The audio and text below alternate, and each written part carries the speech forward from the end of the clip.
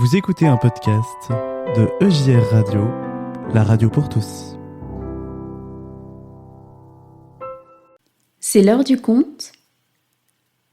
Les querelles du lundi.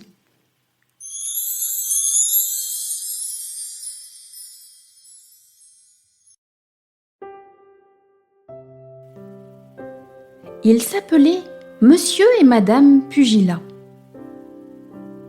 Un drôle de nom, mais qui leur convenait à merveille. Ils avaient l'habitude de se quereller tous les lundis, et de le faire avec une telle régularité qu'on pouvait se demander si ce besoin de se chamailler avec virulence, un jour donné de la semaine, n'était pas l'effet d'un mauvais sort ou de quelque maladie mystérieuse. Donc, tous les lundis, dès l'aube, Monsieur et Madame Pugilat entamaient leur querelle. Les voisins, ce jour-là, n'avaient même pas besoin d'enclencher leur réveil. À 7 heures du matin précise, déjà, fusaient les premiers reproches, les premières invectives, les premiers éclats de voix, bientôt accompagnés de claquements de portes, de jets d'objets contre les murs, de trépignements de pieds sur le sol. Tout était bon aux époux Pugilat pour entretenir leur animosité réciproque.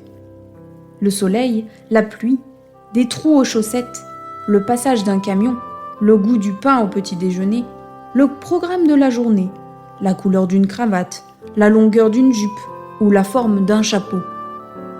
Et quand ils ne trouvaient plus autour d'eux de quoi entretenir leur dispute, ils en revenaient à se reprocher tout simplement d'être là, d'être ce qu'ils étaient, d'avoir à se supporter l'un l'autre, ou, plus bêtement encore, de ne pouvoir se passer l'un de l'autre.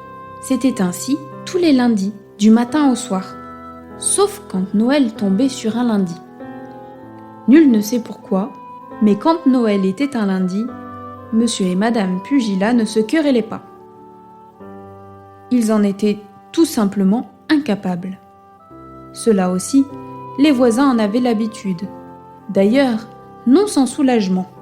Cette trêve de querelle hebdomadaire, une fois tous les 6 ou 7 ans, leur permettait de passer une fête de Noël paisible et sans histoire. Mais ces lundis d'exception, Monsieur et Madame Pugilat n'étaient pas plus aimables pour autant. Quand on ne les rencontrait pas dans une cage d'escalier, on était au contraire frappé de leur air renfrogné, comme s'ils souffraient d'être frustrés, qui d'ordinaire remplissaient si bien tout leur lundi. Cela, les voisins le savaient également, sauf la famille Framboise, qui, dès cette année-là, venait tout juste d'emménager dans la maison. On l'avait averti d'emblée de la curieuse habitude des époux Pugilat. Aussi, la famille Framboise ne s'était-elle guère étonnée, dès le premier lundi matin suivant son emménagement, d'avoir été réveillée par des claquements de porte et des éclats de voix. Mais personne n'avait songé à lui signaler la curieuse abstention qui, lorsque Noël était un lundi, venait interrompre le rythme rigoureusement hebdomadaire des époux querelleurs. Aussi, lorsque Augustin, le dernier-né de la famille Framboise, âgé de 5 ans, se réveilla ce matin-là de Noël, il ne put s'empêcher de dire à ses parents : « Papa, maman, on est lundi, et les voisins ne se disputent pas comme d'habitude. Que se passe-t-il » ? « C'est vrai, » répondit le papa. « Je ne l'avais pas remarqué. Il doit leur être arrivé quelque chose. Peut-être devrais-je aller voir ce qui se passe. »« Garde-t'en bien, » répondit la maman. « S'il ne leur est rien arrivé et que tu les déranges, ils vont encore faire des histoires, et nous en aurons pour des bruits de querelle toute la journée. Pour le moment, leur silence nous donne la tranquillité en ce jour de Noël. Profitons-en. » Dans ce genre de situation, les enfants, c'est bien connu, ne sont jamais aussi prudents que les parents.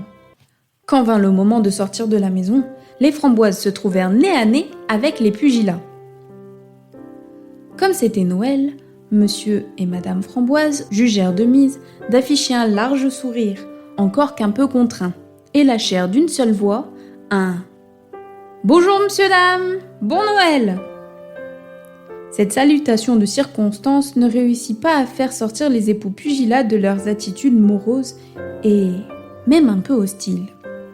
Ils répondirent par un « Joe » à peine compréhensible et qui n'avait rien de joyeux ni de bien avenant. C'est le moment que choisit le petit Augustin pour demander « Dis, maman, ils ne se disputent pas ? Pourquoi ils sont si tristes ?»« Tristes ? Nous ? Bondit Madame Pugilat. Mais elle ne put en dire plus, comme si un automatisme, au-dedans d'elle-même, l'empêchait de poursuivre sur sa lancée. Elle réussit tout juste à ajouter « Ah, mais c'est Noël. »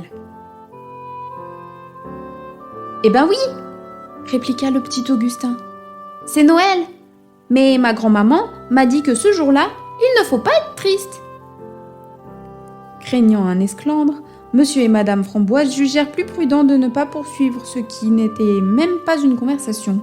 Ils prirent leur enfant par la main et s'esquivèrent sans rien dire de plus. « Pas triste à Noël. Qu'est-ce que cet enfant a voulu dire ?» remarqua alors Madame Pugilat. « C'est pourtant assez triste de ne pas pouvoir faire ce que l'on veut parce que c'est Noël. »« Ne pas pouvoir faire ce que l'on veut, qu'entends-tu par là ?» lui répondit son mari. « Eh bien, d'habitude nous quereller, comme d'habitude. »« Ça, c'est bien vrai, » répliqua Monsieur Pugilat. « Je me demande bien ce qu'il y a dans cette fête qui m'empêche que nous nous querellions. » Un lundi normal, ce problème leur eût offert une occasion de plus de se disputer. Mais comme ce lundi-là était jour de Noël, ils n'eurent pas la satisfaction d'en profiter pour renouveler le stock des griefs et d'invectives qui, d'ordinaire, alimentaient leur querelle hebdomadaire.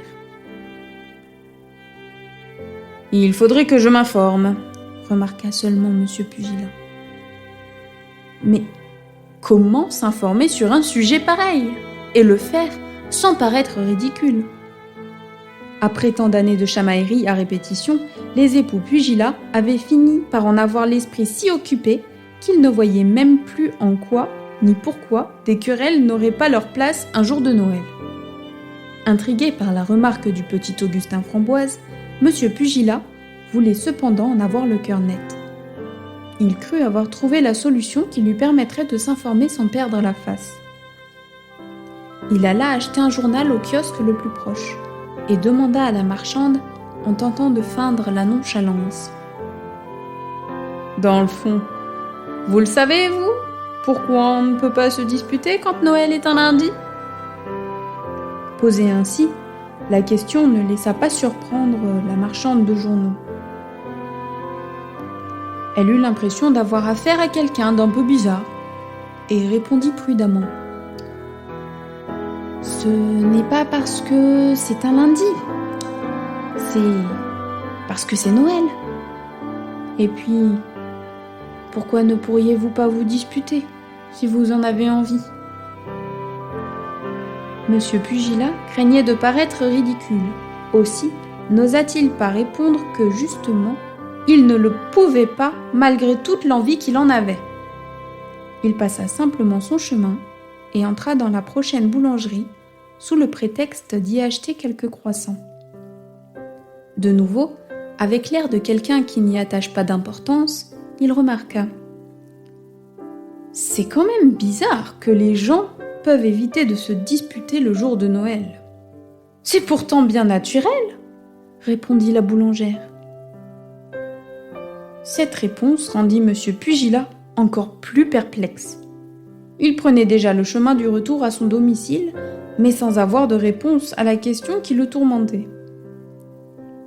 Quand il se trouva face à une femme encore jeune, avec un enfant dans les bras, voyant le désarroi qui se peignait sur le visage de Monsieur Pugilat, la femme se dit qu'elle avait peut-être une chance. Elle prit son courage à deux mains et l'interpella. « Dites, monsieur, puisque c'est Noël, vous pourriez pas m'accueillir chez vous aujourd'hui avec mon enfant ? Juste de quoi ne pas nous laisser à la rue, où il fait si froid. »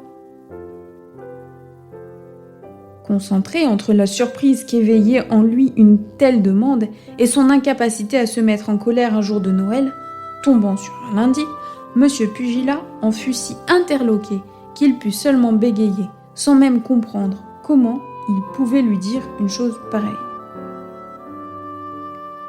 Eh bien, oui, si vous voulez. Et il rentra chez lui, accompagné de la femme, avec son enfant dans les bras. Mais comment s'y prendre pour présenter la chose à sa femme sans en être aussitôt rabroué ? Chemin faisant, il tournait et retournait la question dans sa tête, mais sans trouver la solution. Une fois chez lui, il fut pris de court et dit à sa femme une phrase qui, dans la simplicité, le surprit lui-même. Ils étaient dans la rue un jour de Noël, alors je les ai pris avec moi. Un lundi normal, Madame Pugilat serait aussitôt entrée dans une fureur noire. Mais, comme ce lundi était un jour de Noël, elle ne le put, elle non plus.